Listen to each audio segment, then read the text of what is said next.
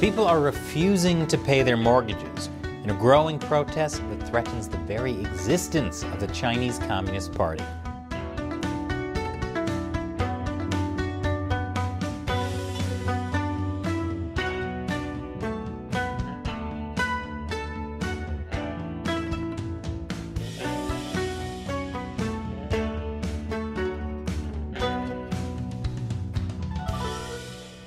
Welcome to China Uncensored. I'm Chris Chappell. There is a protest growing right now in China. I know I'm going to have to be more specific. The number of things to protest in China could fill up a binder the size of a Cheesecake Factory menu. Is that a menu or an encyclopedia? But this growing protest could destroy the Chinese Communist Party. Despite years of the big Wall Street investment firms like BlackRock saying you should triple your investment in China, it's becoming pretty obvious that there is something seriously wrong with the Chinese economy. By the way, something seriously wrong with the economy is only in the appetizer section of the Things to Protest in China menu. 1 in 5 of China's urban youth can't find a job. But perhaps the biggest warning sign is the real estate crisis. The property sector alone accounts for about 30% of China's GDP. So if that goes down, the Chinese Communist Party will face serious problems, possibly even collapse. The party's legitimacy is not based on any kind of high ideals like freedom and democracy. It's based on providing money and jobs to the people, as long as they agree to an authoritarian police state. But when the economy is bad, the party's rule is unstable. It's kind of like if that one kid we all knew growing up who only had friends because he had a trampoline destroyed his trampoline. That was the only thing you had going for you, bud. And now the real estate crisis is threatening the economy. The problem is real estate developers pre-sold homes. In other words, people paid for apartments before they were built. The developers were supposed to use that money for construction. 90% of all homes in China are pre-sold. 90%. I'd say that's like putting all your eggs in one basket, but it's more like paying for the eggs and the basket before the chickens laid the eggs. Heck, even before the tree was chopped down to make the basket. The problem is, in many cases, developers never actually finished construction. The German media company DW sent a team to China to report on this, and the scale is mind-blowing. Well, one of the things that's really extraordinary here and really gives you a sense of the scale of the problem is this whole road is lined with unfinished buildings, one after the other, as far as the eye can see. A whole row of things that were paid for despite never finishing what was previously started.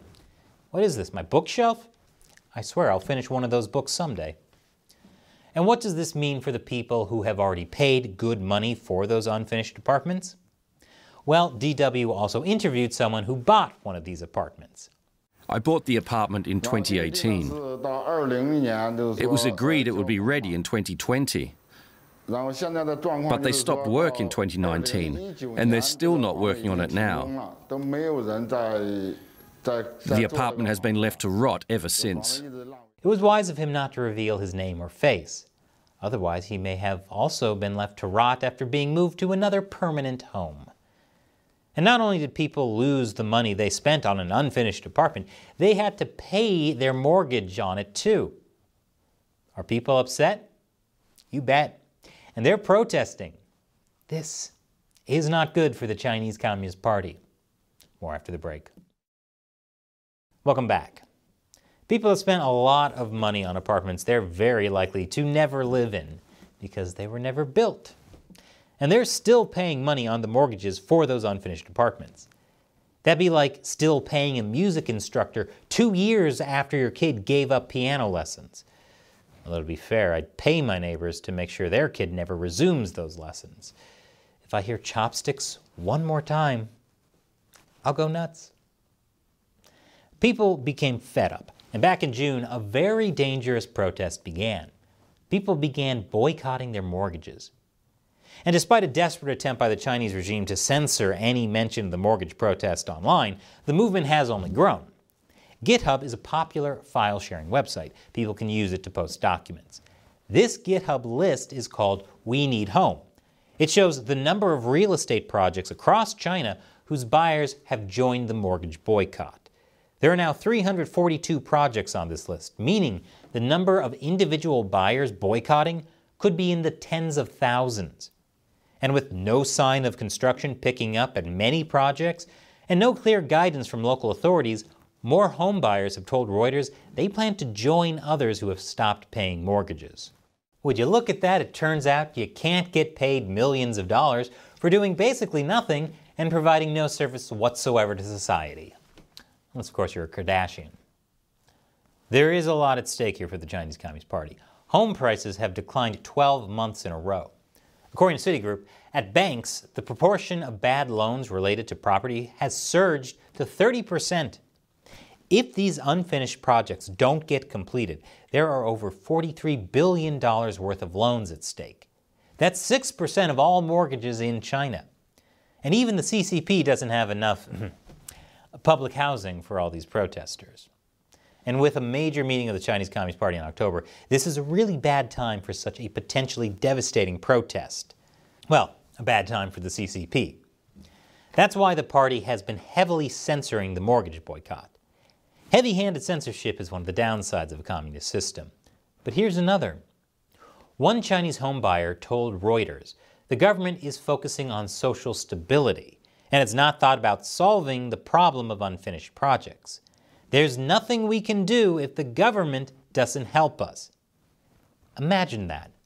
Nothing you can do unless the government helps you. That's what communist systems do. They take away the power of the individual, making them totally dependent on the government. All you can do is beg for them to take care of you. You know, I was wrong earlier. This is more like if that one kid we all knew growing up who only had friends because he had a trampoline destroyed his trampoline, and everyone was forced to stay at his Chinese communist birthday party. Now that the problem has become so widespread and catastrophic, authorities are putting on a show of helping. Authorities in Zhengzhou, where the mortgage protests began, are offering homebuyers loan payment holidays for up to 6 months and pledges to expedite construction, which is a bit of a shallow gesture since they're basically saying people that stopped paying their mortgages can stop paying their mortgages. It's like catching your spouse cheating on you and saying, you know, I'm now offering to be in an open relationship. But they've also promised to start building the stalled housing projects. Where will the money come from to start building? Why, from issuing more debt. Banks are being forced to give out loans. Beijing is making about $1 trillion worth of government funds available for construction projects. The problem is that could increase inflation, which is already pretty bad. So people won't be able to afford homes that aren't ever going to be built anyways. No wonder the things to protest in China menu is so thick. But hey, at least the Communist Party is giving people a 6-month moratorium on their mortgage payments. After all, you can't protest by not paying your mortgage if the government gives you 6 months where you don't have to pay. Then you're just following the government's orders. Well, here's the catch. One person told Reuters after the 6 months are up, he would have to pay the due installments in one go when the moratorium ends, regardless of the state of construction, which was yet to commence. He says if the construction is not done after those 6 months, he will boycott his mortgage again. But the Communist Party's patience for that is running out. Already local authorities are telling people not to travel to Beijing to appeal to the central government. Local authorities are rewarded for keeping things quiet and punished for letting dissent grow. One person Reuters spoke to was getting a lot of calls from police. In fact, she produced a phone log that police had called her 15 times in one day earlier this month. Sooner or later, that will be an invitation to drink tea. Such thoughtful, caring people, Chinese police.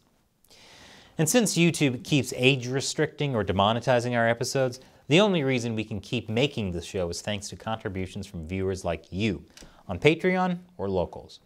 I call them the China Uncensored 50-cent Army. And as a thank you, I answer their questions at the end of episodes. Today's question comes from Drowning Goldfish on Patreon. I wonder which kills more, COVID or simply living in China amid numerous other issues, such as pollution or gutter oil, fake food, tofu-dragged buildings, shaky skyscrapers, collapsing bridges, The list goes on and on. Oh, why, drowning goldfish? I would definitely say those other things kill more people in China than COVID. According to official statistics, there's only been about 5,200 deaths since the pandemic began. In fact, from April 2020 to March 2022, China reported no deaths from COVID at all, which is almost as believable as Michael Jackson's marriage. They only started reporting a few deaths during the Shanghai outbreak because they couldn't keep those covered up anymore. But their death toll was still suspiciously low. And then after the Shanghai lockdown ended, boom, no COVID deaths again. So even a communist official would have to admit that those other things kill more people than COVID, since basically no one dies from COVID in China.